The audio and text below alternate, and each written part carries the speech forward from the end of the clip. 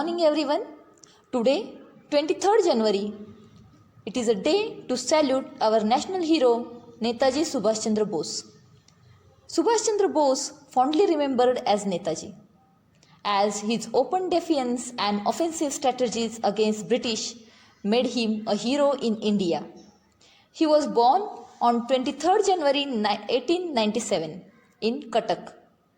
Bose followed Jawaharlal Nehru to lead the younger wing of the Indian National Congress. Differences with Mahatma Gandhi, he was ousted, but that did not impact his continued struggle against the British.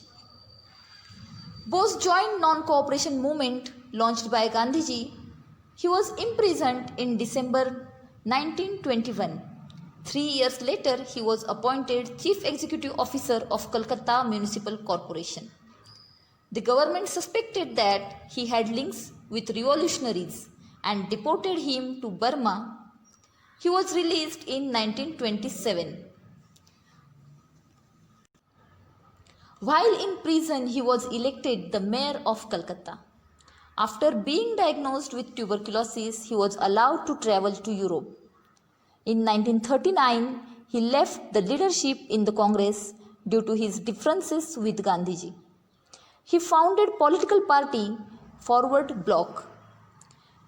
He was imprisoned in July 1940 and went on fast unto death.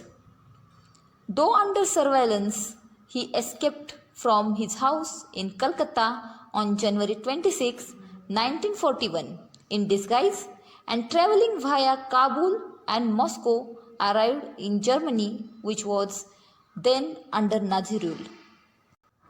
Bose made broadcast from the German-sponsored Azad Hind Radio. In 1943, Bose boarded Japan-bound submarine. He arrived in Tokyo in May 1943.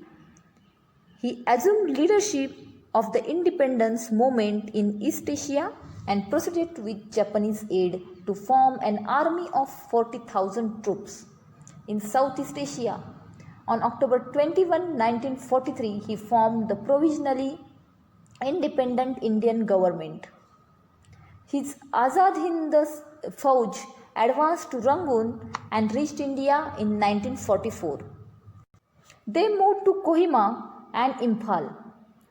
The Indian and Japanese forces were defeated.